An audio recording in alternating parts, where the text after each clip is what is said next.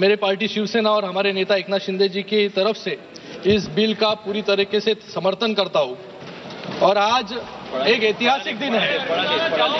अरे बैठिए बैठिए, अरे हो गया। अरविंद सावंत जी बैठिए। आप please address to this chair please.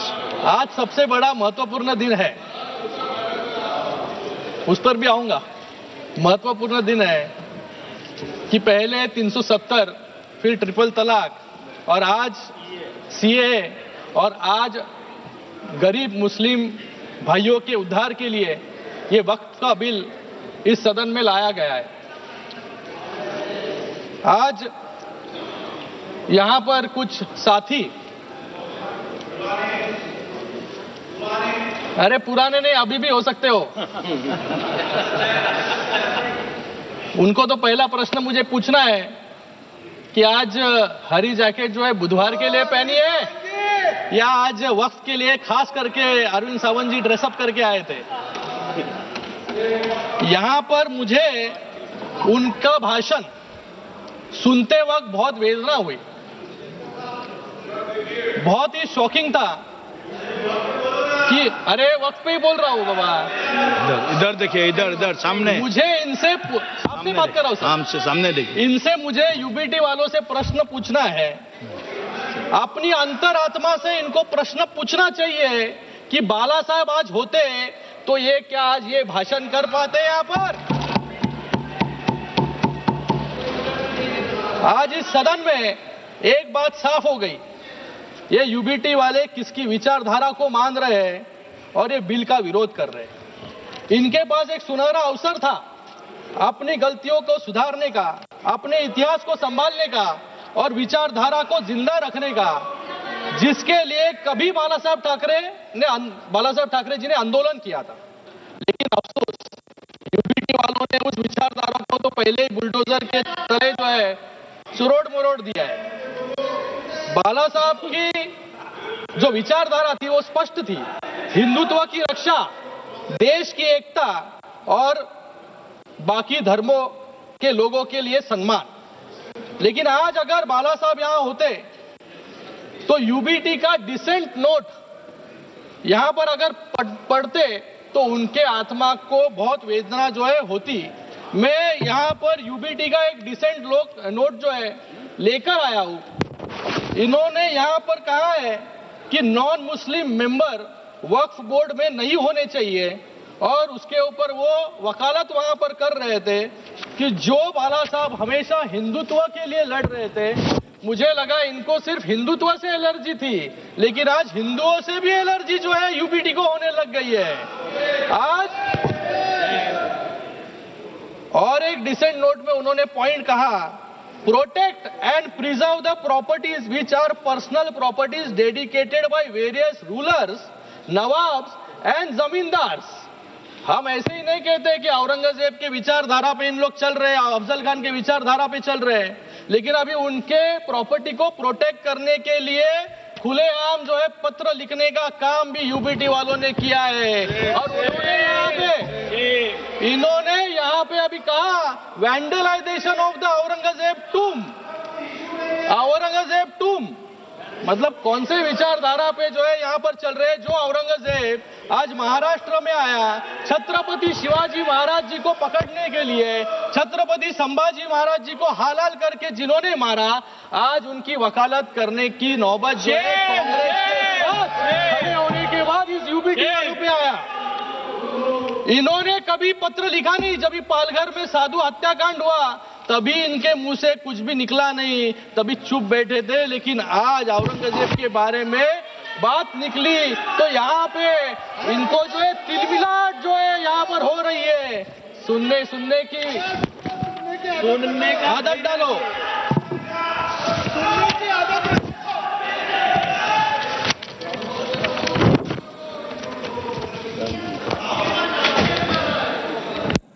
मैं यहाँ पर इन्होंने और कहा, यहाँ पर 370 कलम हटाने के बाद कश्मीर में क्या हुआ।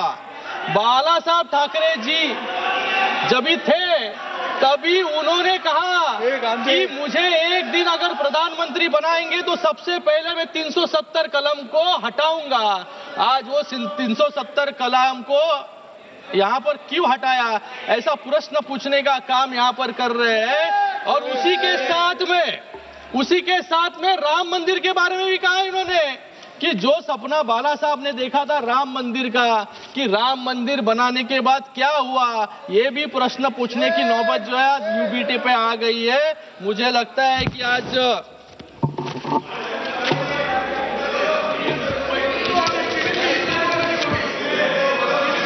यहाँ पर ये बिल जो है, ये बिल का नाम बदलकर unified Waqf management empowerment efficiency and development यानी उम्मीद रखा गया है। ये उम्मीद सिर्फ एक शब्द नहीं, यह इस कानून का सार है, इस कानून का आधार है, क्योंकि यह उम्मीद देता है उन सभी गरीब मुस्लिम समुदाय के लोगों को जिनका अधिकार वक्फ के आड़ में छीन लिया गया और उसको भ्रष्टाचार और लूट का साधन बना दिया गया। मैं विपक्ष के मित्रों का दर्द समझ सकता हूं, क्योंकि जब भी देश को उनसे उम्मीद दिखी तब उन्होंने देश को और मुस्लिम समुदाय को निराशा देने का काम किया। जिस समुदाय ने आंख बंद करके इनको वोट दिया, लेकिन उनको सिर्फ वोट बैंक बनाकर छोड़ देने का काम जो है इस कांग्रेस वालों ने, विपक्ष वालों ने किया। ये यहाँ पर हमेशा सब एक लोकसभा के वक्त भी लोगों में भ्रम फैलाने का काम इन्होंने किया, संविधान खतरे में, संविधान खतरे में। आज भी लोगों में भ्रम फैलाने का काम कर रहे हैं कि वक्फ की जमीनें जो है सरकार ले लेगी। लेकिन आज यहाँ पर वक्फ बाय यूजर, यहाँ पर एक अमेंडमेंट लाया गया कि जो ये बिल आने के बाद इसके पहले के सभी वक्फ जो अनडिस्प्यूटेड प्रॉपर्टीज है वो वक्फ पे जाएंगे। तो यहाँ पर कोई सवाल उठता नहीं है कि सरकारें उस वक्फ की जमीन को लेने की कोशिश कोई कर रहे हैं, लेकिन सिर्फ लोगों में भ्रम फैलाने का काम कुछ लोग यहाँ पर कर रहे हैं। मैं इन लोगों को याद दिलाना चाहूंगा, जब शाहबानो ने इस कांग्रेस से न्याय मांगने की उम्मीद की, कोर्ट ने शाहबानो को न्याय देने का काम किया, लेकिन इस सदन में ही इस कांग्रेस ने उनसे न्याय जो शाहबानो जी मांग रहे थे वो छीनने का काम इन्होंने ही किया। जब जम्मू कश्मीर की जनता ने आर्टिकल 370 हटाने की मांग की, तभी सिर्फ मुखदर्शक बनते ये कांग्रेस वाले रह गए, आतंकवाद को बढ़ते हुए देखते। जब 2006 में मुस्लिम समुदाय के उत्थान के लिए जब सच्चर कमेटी रिपोर्ट लाई गई, 8 साल तक उस कमेटी के रिपोर्ट को इंप्लीमेंट इन्होंने नहीं किया। जब मुस्लिम महिलाओं ने ट्रिपल तलाक से हो रही उत्पीड़न को रोकने के लिए इनसे गुहार लगाई, तब भी ये वोट गिनती में रह गए। और आज नरेंद्र मोदी जी के एनडीए सरकार में 370 भी हटाया, महिलाओं के आंसू पोंछने का भी काम किया। और आज ये बहुत ही ऐतिहासिक पूर्ण बिल लाकर आज मुस्लिम समाज के लोगों को भी, सर अभी तो शुरू किया है मैंने, I am the only speaker, मुस्लिम समाज के लोगों को न्याय देने का काम भी यहां पर किया है। ये अपीसमेंट नहीं बल्कि अपलिफ्टमेंट की दिशा में उठाया गया एक बड़ा कदम है। ये वोट के लिए नहीं, वतन के लिए काम होता है।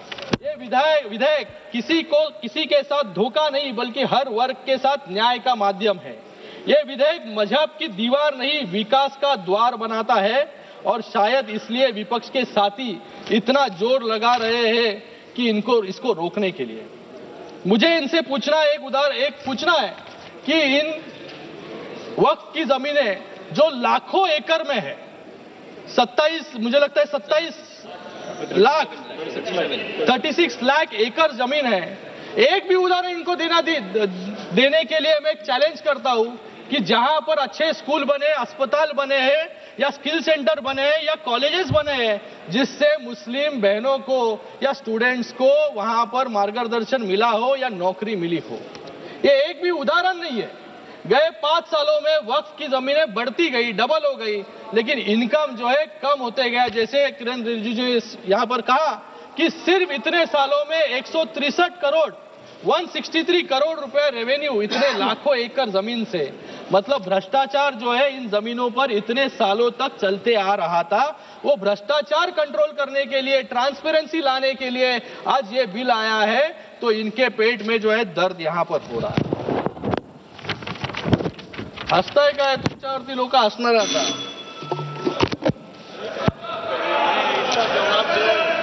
आज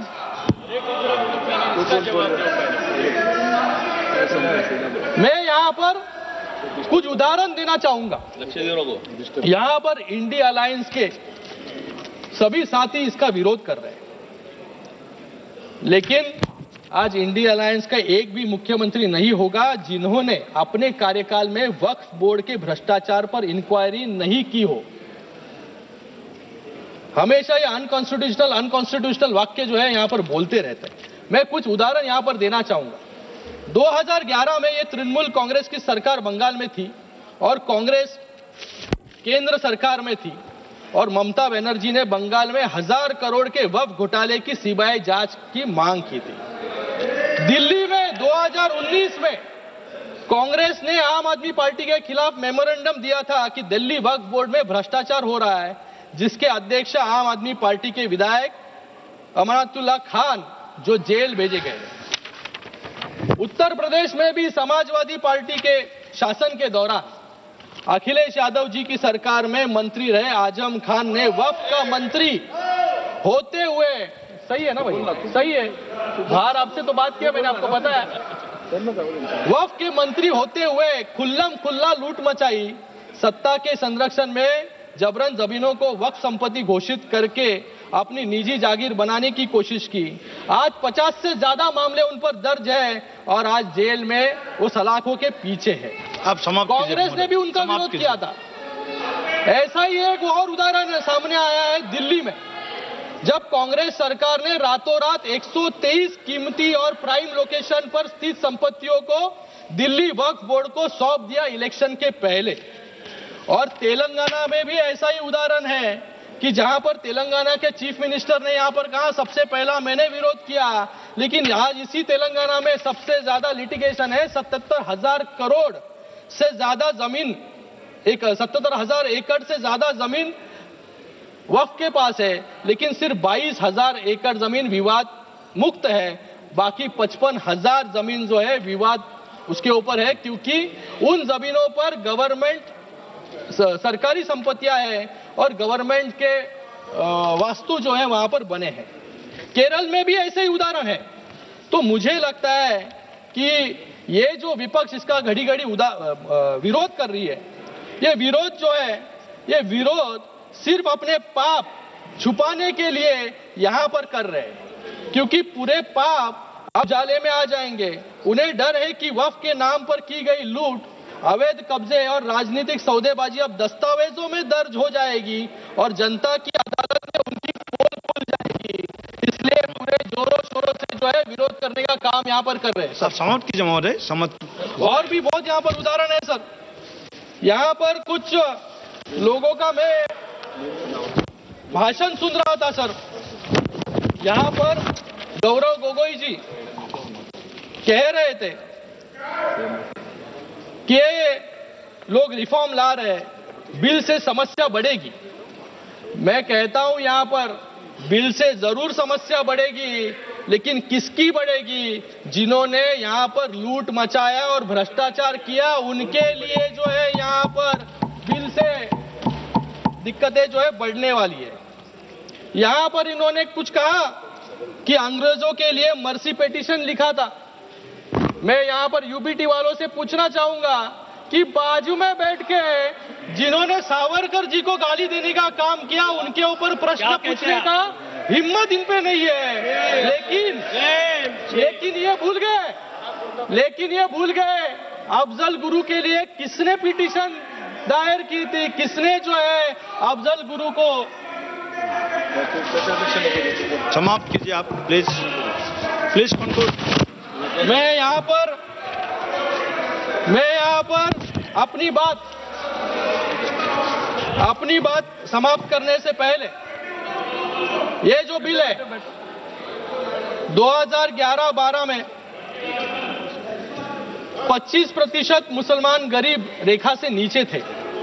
ये आंकड़ा सिर्फ एक संख्या नहीं बल्कि एक कड़वा सच है जो दशकों से चली आ रही उपेक्षा और तुष्टीकरण की नीतियों का परिणाम है। वक्फ संशोधन विधेयक 2025 इस दिशा में एक क्रांतिकारी कदम है। यह बिल न तो किसी समुदाय के खिलाफ है न ही किसी के धार्मिक भावनाओं को ठेस पहुंचाने के लिए। यह बिल पारदर्शिता लाने का वादा करता है। ये वक्फ संपत्तियों को अवैध कब्जों से मुक्त करने का संकल्प लेके आता है। धन्यवाद माननीय महोदय, धन्यवाद। सबसे बढ़कर एक लाइन में सबसे बढ़कर ये उन मुसलमानों को सशक्त बनाने का रास्ता खोलता है जिन्हें सालों तक कमजोर रखा गया। वक्फ की संपत्तियों जो मुस्लिम समुदाय के कल्याण के लिए थी, लंबे समय से भ्रष्टाचार, कुप्रबंध और अतिक्रमण की भेंट चढ़ती रही। इस बिल के जरिए सरकार ये सुनिश्चित करना चाहती है कि इन संपत्तियों का सही इस्तेमाल हो, शिक्षा के लिए, रोजगार के लिए, गरीबी से जूझ रहे मुस्लिम भाई बहनों के उत्थान के लिए। ये बिल मुसलमानों को मजबूत करने का औजार है, न कि उनका हक छीनने का कोई यहाँ पर धन्यवाद हमारा विचार है। मैं एक शेर समाप्त करूंगा। देश की उन्नति के लिए नए वक्त के साथ चलना होगा। देश के उन्नति के लिए नए वक्त के साथ चलना होगा और मुसलमान भाइयों और बहनों की तरक्की के लिए नए वक्फ के साथ आगे बढ़ना होगा। धन्यवाद। धन्यवाद।